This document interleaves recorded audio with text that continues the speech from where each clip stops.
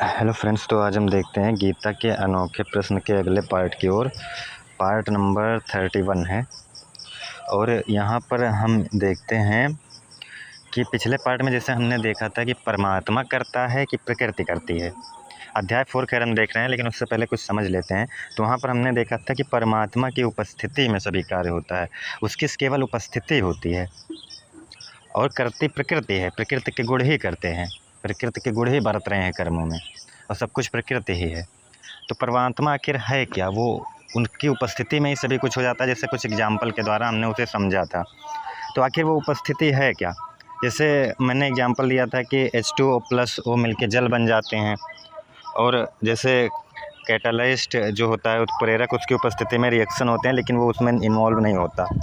तो वैसे ही जो है कहा जाता है कि परमात्मा की केवल उपस्थिति मात्र से सभी कार्य हो रहे हैं। तो इसका मतलब क्या हुआ फिर? वो अवेयरनेस जो है उसकी उपस्थिति से क्या सभी कार्य हो रहे हैं? वो अवेयरनेस है क्या आखिर? तो देखो, साइंस और अध्यात्म दोनों की जो कंपेयरिंग चल रही है, वही चीज़ हम जो है यहाँ पर समझ रहे हैं। तो साइंस क्या कहता है कि कोई तुम्हारे थॉट को, जैसे तुम्हारी माइंड की अलग प्रोसेस थॉट को ऑब्जर्व करती है। तुम्हारे एक प्रोसेस माइंड की थॉट बनाती है और दूसरी प्रोसेस उसको ऑब्जर्व करती है। तो उससे जो क्लियरिटी आती है, जो जागरूकता आती है, वो भी कहता है माइंड की ही प्रोसेस है। लेकिन जैसे अध्यात्म कहता है, जैसे दो पत्थर को आपस में तुम, मतलब साइंस कहता है दो पत्थर को आप आपस में टकराओगे तो जैसे चिंगारी बनती है, वैसे ही ये थॉट्स जब आपस में इंटरेक्ट करते हैं, मतलब एक थॉट उसको ऑब्जर्व कर रहा है और एक, मतलब एक प्रक्रिया उस थॉट को ऑब्जर्व कर रही है और एक प्रक्रिया थॉट बना रही है। तो ये सब जब आपस में बहुत कॉम्प्लेक्स तरीके से इंटरेक्ट करते हैं और उसमें पिछली यादें, ये जो न्यूरॉन्स है, फिर आपस में बहुत जटिल इंटरेक्ट करते हैं। तो इससे क्या होता है? अवेयरनेस पैदा हो जाती है। साइंस ये कहता है, साइंस कहता है कि न्यूरॉन्स के आपस में इंटरेक्शन से अवेयरनेस आती है। एक तरफ तो इंटरेक्शन से थॉट बन रहे हैं, थॉट तो प्रकृति के से बन रहे हैं, वैसे भी जैसे प्रकृति है वैसे ही समझ लो तुम्हारे अंदर क्या है कि भी थॉट आएंगे और एक अलग प्रक्रिया उसी वक्त चलने लगती है जो उसी थॉट को ऑब्जर्व करती है। लेकिन इस प्रक्रिया में जो है, जब इन्हीं न्यूरॉन्स का इंटरेक्शन होता है तो वो कहती है कि अवेयरनेस पैदा होती है, वो चेतना जो इसको देख रही है। लेकिन अध्यात्म क्या कहता है? अध्यात्म ये कहता है कि जैसे जैसे साइंस तो ऐसे मानने की बातें नहीं करती कभी, वो कहती है जानो, लेकिन यहाँ पर वो कह रही है तो वैसे ही मतलब हाँ, न्यूरॉन्स के इंटरेक्शन से जो है अवेयरनेस पैदा हो रही है, चेतना पैदा हो रही है। तो यहाँ पर तो मानने की बात करता है, क्योंकि इसका कोई प्रूफ है नहीं। वो प्रूफ क्या देता है कि देखो, मरने के बाद तो नहीं रहता कोई चेतना, क्योंकि मरने के बाद वो न्यूरॉन्स जो हैं तुम्हारे, वो इंटरेक्ट करना बंद कर देते हैं, तो इसलिए मरने के बाद कोई वो नहीं होता, ये समझ लो, ये वो देता है। लेकिन यहाँ पर इसका कोई ठोस प्रमाण नहीं है कि उसके आपस में इंटरेक्ट करने से जो तुम कह रहे हो अवेयरनेस पैदा होती है, उसका कोई प्रमाण नहीं है, बस वो अनुमान ही है उसका भी। और दूसरी बात, यहाँ पर अध्यात्म क्या कहता है? अध्यात्म की अवेयरनेस अलग है और साइंस की जो वो अवेयरनेस है, दोनों की प्रक्रिया सेम ही है। वो अवेयरनेस जानने की, बस बताने की अलग है। साइंस कहता है, साइंस जिस अवेयरनेस की बात कर रहा है, वो अवेयरनेस तुम्हारी बॉडी से ही पैदा हो रही है, वो कह रहा है। और अध्यात्म जिस अवेयरनेस की बात कर रहा है, वो एग्जिस्टेंस की बात करता है। अध्यात्म वो अवेयरनेस ही है सब कुछ, वो अवेयरनेस पहले से ही है। वो कहता है कि तुम्हारा माइंड बस सिर्फ उसको ऑब्जर्व करता है, एक इंस्ट्रूमेंट है। जैसे तुम्हारा शरीर जो है सभी चीज़ों को ऑब्जर्व कर रहा है जो प्रकृति में है, तुम्हारी आंखें दृश्य देख रही है, तुम्हारी इंद्रियां महसूस कर रही हैं, वैसे माइंड जो है उस अवेयरनेस को सिर्फ ऑब्जर्व कर रहा है।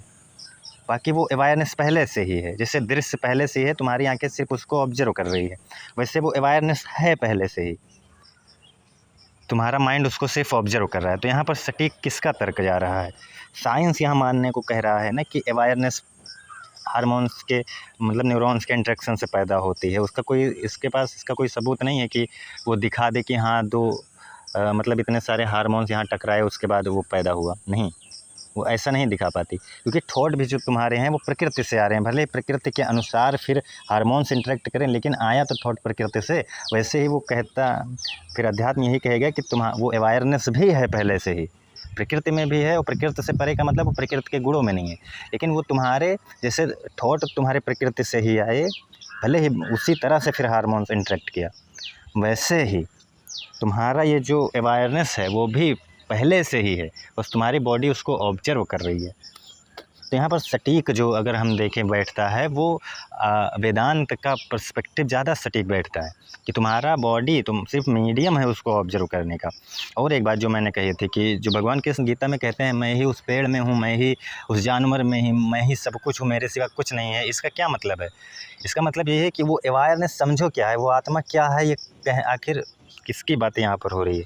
तो यहाँ पर अगर देखा जाए तो वो अवेयरनेस जिसकी बात हो रही है वो आत्मा जो है वो एक एग्जिस्टेंस की बात हो रही है। इस प्रकृति में जो कुछ भी है सबकी एग्जिस्टेंस की बातें हो रही है, वही अवेयरनेस है, एग्जिस्टेंस। जैसे अगर हम कहें ये पृथ्वी, तो पृथ्वी के अंदर जितनी गतिविधियाँ चल रही हैं सब पृथ्वी के अकॉर्डिंग ही चल रही है। पृथ्वी अगर हम प्रकृति मान लें तो पृथ्वी ही सब कुछ कर रही है, लेकिन यहाँ पर हम प्रकृति को मतलब पृथ्वी नहीं ले सकते, क्योंकि पृथ्वी और जगहों पर नहीं है, पृथ्वी बस तुम्हारे पृथ्वी पर ही है, यूनिवर्स में नहीं है पूरे। तो इसीलिए लेकिन वो अवेयरनेस जिसकी बात की जाती है वो कहा जाता है पूरे यूनिवर्स में। जैसे प्रकृति के अकॉर्डिंग यहाँ की सभी चीज़ें चल रही हैं, वैसे ही वो जो अवेयरनेस है उसके अंडर सभी चीज़ें हो रही हैं, उसकी उपस्थिति में सभी चीज़ें हो रही हैं, वो हर जगह उपस्थित है। लेकिन उसको ऑब्जर्व करने के लिए बुद्धि चाहिए, जो कि सिर्फ मनुष्य के पास है। तो वो अवेयरनेस है तो पेड़ में भी है, तो जानवर में भी, लेकिन वो ऑब्जर्व उसको सिर्फ मनुष्य कर पाता है।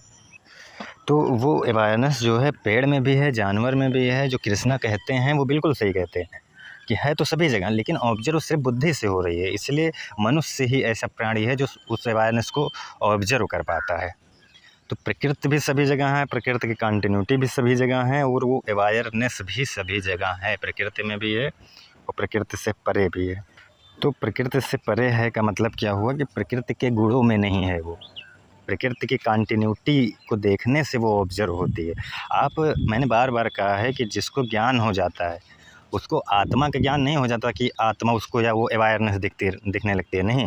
जो ज्ञानी होते हैं उनको प्रकृति की कंटिन्यूटी दिखेगी, सब कुछ हो रहा है। जो मुझ में मैं करता है कि भावना थी मैं कर रहा हूँ, जो मुझे विषयों के प्रति आसक्ति थी वो मैं भावना ख़त्म हो जाएगी। आत्मा थोड़ी दिखेगी, आत्मा को तुम्हें थोड़ी पाना है। आत्मा तो वो एग्जिस्टेंस है जिसके अंतर्गत सब कुछ हो रहा है। आत्मा बस एक शब्द है, मैं बार बार कहता हूँ, उसी के अंतर्गत सब कुछ हो रहा है। एक ही वही चेतना है जिसके अंतर्गत सब कुछ हो रहा है। अगर आप ध्यान दोगे तो तुम्हारे जो मेन साइंटिस्ट हैं जिन्होंने क्वांटम लेवल पर कार्य किया है, और उनका नाम है श्रोडिंगर, उन्होंने इक्वेशन दिया है, वेव इक्वेशन। उन्होंने देखा कि ये जो इलेक्ट्रॉन हैं ये जो है वेव नेचर रखते हैं, इलेक्ट्रॉन देखने पर उसकी प्रकृति बदल जाती है। जैसे वो तुम्हें लग रहा है कि वो एक ठोस पदार्थ है, लेकिन वो एक तरंग है और वो गति कर रहा है, हमेशा इधर उधर तैर रहा है, लेकिन तुम्हारे देखने पर वो स्थित लगता है। तो इसी से उन्होंने देखा कि ये जो इलेक्ट्रॉन है वो हर जगह ऐसे ही गति कर रहे हैं, एक दूसरे से कनेक्टेड हैं। तो उन्होंने फिर वेदांत का उनको वही चीज़ें याद आई कि जो कहा गया है कि एक ही चेतना सभी जगह है, वही सबको कनेक्टेड किए हुए है। तो वो चेतना प्रकृति से परे है, वही ब्रह्म या आत्मा है, वही अवेयरनेस। तो इस बात को यहाँ पर समझना कि आत्मा या अवेयरनेस या ब्रह्म ये सभी चीज़ें क्या होती है। वो जो आत्मा है, जो ब्रह्म है, जो सत्य है, वो इसीलिए प्रकृति से परे कहा जाता है। अब उस शब्द को जैसे बौद्ध दर्शन ने नहीं दिया, तो इसका मतलब क्या हुआ कि वो है ही नहीं। वो भी लोग अवेयर होते हैं, उन्होंने कहा इसकी ज़रूरत ही नहीं है, क्योंकि वो आत्मा बस एग्जिस्टेंस की बात कर रही है। वो एग्जिस्टेंस है, जैसे एक स्पेस देखो सभी जगह है। अधिकतर इसीलिए आकाश का ही एग्जाम्पल दिया जाता है, घटाकाश वाला, कि वो आकाश जैसे सभी जगह है, सब में है, वैसे ही वो आत्मा भी सभी जगह सब में है। लेकिन आकाश का एक एग्जाम्पल क्यों बन के रह जाता है? क्योंकि आकाश भी कुछ जगह नहीं होता, लेकिन वो अवेयरनेस सभी जगह होती है। बस यही चीज़ है, अवेयरनेस यहाँ कोई एबनॉर्मल बातें नहीं की जा रही है, वो तुमको तुम्हारे प्रकृति की कंटिन्यूटी के देखने के लिए समझाया जा रहा है कि कुछ है जो स्थिर है, जो सभी जगह है, और वो कुछ अलग नहीं है, वो तुम ही हो, तुम उसको देखो। ये प्रकृति की कंटिन्यूटी है, तुम्हारा शरीर प्रकृति है, तुम इससे डिस्टर्ब मत रहो। बस इसी से निकालने के लिए वो आत्मा, ब्रह्म, सत्य ये शब्द दिए गए हैं। और जो वेदांत कहता है नहीं आत्मा है ही, तुम्हें आत्मा ही सत्य है, ब्रह्म ही सत्य है, या सर्वम खलमिदम ब्रह्म, सब कुछ ब्रह्म ही है। तो यही बात तो आकर श्रोडिंगर साहब ने आगे कही थी। और एक बात यहाँ समझना उपनिषद जो कह रहे हैं कि ब्रह्म ही सत्य है, तो ये सही बात है। बाकी सब कुछ कंटिन्यूटी चल रही, वो एक शब्द है जो स्थिर है, अचल है, सर्वव्याप्त है, वो दिया गया एक शब्द है, उसको पहचानो, उसी के अनुसार तुम प्रकृति की कंटिन्यूटी को अनुभव करो। यहाँ एक बात ध्यान देना, कोई भी ज्ञानी हो जाए उसको आत्मा ब्रह्म नहीं दिखता, उसको प्रकृति की कंटिन्यूटी ही दिखेगी। तो वही बातें कि किसी बकवास में नहीं फंसना है। कुछ दर्शन, जैसे बौद्ध दर्शन ने आत्मा शब्द इसीलिए नहीं दिया कि जब वो मुझे दिख ही नहीं रहा है, वो तो बस एक शब्द ही है, तो बुद्धा ने सोचा कि छोड़ो फिर वो चीज़ें, हमें तो बस सिर्फ प्रकृति की कंटिन्यूटी ही देखना है, अपनी मैं करता कोई छोड़ना है। मैं करता ही तो है वो चीज़ें जिसको तुम्हें देखना है, आत्मा को थोड़ी देखना है। आत्मा तो बस वहाँ तक ऑब्जर्व करने के लिए एक शब्द है, बस वही बातें यहाँ पर। तो इसीलिए बुद्धा ने नहीं दिया आत्मा शब्द। तो खैर वो सब बातें तो ठीक है, हम आगे के श्लोकों को पढ़ते हैं, क्योंकि श्लोक कई दिन से हमने नहीं लिया है।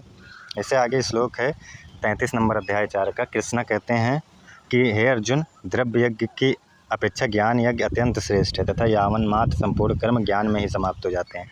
इसका मतलब क्या है? द्रव्य यज्ञ क्या है? मतलब जो लोग त्याग करते हैं इन पदार्थों का।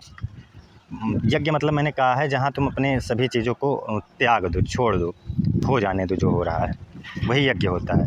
जैसे जला देना या छोड़ देना, त्याग देना एक ही बात है, यज्ञ सांकेतिक है। तो द्रव्य यज्ञ मतलब जहाँ तुम इन सभी चीज़ों को छोड़ देते हो, अपने ये सोचते हो कि ये जो तुम्हारे धन दौलत ये सब त्याग देना और एक हिसाब से विषयों के प्रति आसक्ति हो जाना, वो वही बातें हैं। तो इस यज्ञ की अपेक्षा वो कहते हैं ज्ञान यज्ञ। ज्ञान मतलब जहाँ खुद के अहंकार को ही देख लेना कि ये जो चाह रहा है कि ये क्या है, ये लालच मोह लोभ ये कहाँ से उठ रहा है, ये अहंकार क्या है, वो ज़्यादा श्रेष्ठ है। कृष्णा बताते हैं, ये हर जगह पर कृष्णा जिस लेवल पर बात कर रहे होते हैं उसी को श्रेष्ठ बताते चले जाते हैं, क्योंकि सभी कुछ एक ही बातें हैं। आपका त्याग, आपका मैं करता की भावना हटाना, विश्व के प्रति आसक्ति को हटाना ही समझ लो, वही बातें हर बार कही जाती है। तो जो भी योग बताएंगे कृष्णा वो उसको श्रेष्ठ ही कहते चले जाएंगे, क्योंकि सभी का काम एक ही है, सभी श्रेष्ठ ही है। आगे फिर कहते हैं उस ज्ञान को तू तत्वदर्शी ज्ञानियों के पास जाकर समझ। मतलब जो जानते हैं, अब यहाँ किसी ज्ञानी की बात मत समझो, जहाँ से तुम्हें मिल जाए तुम उससे वहाँ से प्राप्त कर दो, प्राप्त करो तत्व ज्ञान। मतलब इस सब कुछ कंटिन्यूटी हो रही है, इसको तुम जैसे जान पाओ, साइकोलॉजी, फिलोसफी, सोशियोलॉजी या फिर जो भी दर्शन हो, जहाँ से तुम जान पाओ वहाँ जाकर समझो और उनको दंडवत प्रणाम करके, मतलब अपने अहंकार को झुका कर उसको ऑब्जर्व करो, देखो। उनकी सेवा करने से और कपट छोड़कर सरलतापूर्वक प्रश्न पूछने से, मतलब सभी तरह से जो तुम्हारे मन की गतिविधियाँ हैं। तो वही बात है कि कह रहे हैं कि सरलतापूर्वक प्रश्न कर से वे परमात्म तत्व को भली भांति जानने वाले, मतलब जो जानते होंगे, चाहे वो मनुष्य होगा। यहाँ बात मेन रूप से मनुष्य की ही की जा रही है, लेकिन वो हर तरह से जहाँ से तुमको ये ज्ञान मिल जाए, वो जानने वाले इस महात्मा जन से तो उस तत्व ज्ञान का तुम्हें वो उपदेश करेंगे, तुम ऐसा ऐसा करके उनके पास जाओ और ये चीज़ें सीखो। यही बात कृष्णा यहाँ पर कह रहे हैं। अब यहाँ किसी एक पर्सनल मनुष्य को नहीं, जिसको ज्ञान है उससे तुम जाकर सीखो, चाहे जिससे सीखो। उसके बाद जिसको जानकर तो इस प्रकार मोह को नहीं प्राप्त होगा। जो मोह प्राप्त हो गया है अर्जुन को, वो युद्ध नहीं करना चाह रहा है, वो सोच रहा है मैं करता हूँ, और दुख पीड़ा ईर्ष्या द्वेष ये सभी उसके मन में है, वही कह रहे हैं इस प्रकार तो इन सबको नहीं प्राप्त होगा। जिस ज्ञान द्वारा तू संपूर्ण भूतों को निषेध भाव से पहले अपने में और पीछे मुझ सच्चिदानंदन परमात्मा में देखेगा। वही बात कि पहले अपने में, फिर मुझ सच्चिदानंदन परमात्मा, मतलब पहले तुम्हें लग रहा है कि वो मेरे हैं, मैं करता है कि भावना तुझ में है, लोभ मोह है तुम्हारे अंदर, लेकिन फिर देखेगा कि वो सभी मुझ में ही हो रहे हैं। जैसे एक श्लोक आता है गीता में ही कि मैं इस समय सभी कालों का काल बन गया हूँ। जैसे जिसको ओपेनहाइमर साहब ने कहा था जब परमाणु विस्फोट को उन्होंने देखा था। तो इसमें क्या है कि यहाँ पर कृष्णा क्या कहते हैं कि मैं इस समय काल के रूप में आ गया हूँ सबको मारने के लिए। तो वही बात है कि फिर इसका मतलब क्या हुआ कि अर्जुन को क्या भगवान कृष्ण इतने जो रूप दिखाते हैं, अपने अंदर सब कुछ दिखाते हैं, वो क्या दिखाते हैं? क्या कोई एबनॉर्मल चीज़ें उनको दिखा रहे हैं? नहीं, यहाँ पर गलती में मत बसना। उनको बस यही चीज़ दिखाई जाती है कि देख अर्जुन, यहाँ पर सब कंटिन्यूटी हो रही है। लेकिन यहाँ पर एक गलत मिस्टेक लोग क्या पकड़ते हैं कि भगवान कृष्ण कहते हैं देख कि जो तू नहीं मारेगा, फिर भी ये लोग मारे जा चुके हैं। इसमें लोग कहते हैं कि देखो कृष्ण पहले ही उनको मार चुके हैं, बस अर्जुन एक मीडियम है। तो वहाँ पर वो ये चीज़ें नहीं दिखाते, इसका गलत मतलब मत निकालना। वो सिर्फ यही दिखाते हैं कि अर्जुन तो उस मैं कर्ता को हटा और देख यहाँ सब कंटिन्यूटी है, सब बहुत से लोग पर डे मर रहे हैं और तू सोच रहा है मैं ही मार रहा हूँ इन्हें। वो मर ही रहे हैं, तू नहीं मारेगा फिर भी वो मरेंगे ही, का मतलब यही हुआ कि वो ऐसी ही परिस्थिति में खड़े हैं और अगर उनको मरना है तो मरेंगे ही, तू ना मारेगा फिर भी वो मरेंगे ही। ये बातें वहाँ पर समझाते हैं भगवान कृष्ण। और तू जो सोच रहा है कि मैं मार रहा हूँ, वो तू नहीं मार रहा है, वो तेरा शरीर मार रहा है। तेरा शरीर का मतलब क्या हुआ कि वो शरीर तेरा नहीं, वो प्रकृति का है और इसका मतलब प्रकृति ही मार रही है, लेकिन तू उस मैं को हटा। तो वही बातें यहाँ पर कृष्णा कहते हैं। तो आज के लिए खैर इतना ही। पानी बरस रहा है, वीडियो नहीं सही बन पाएगी। धन्यवाद।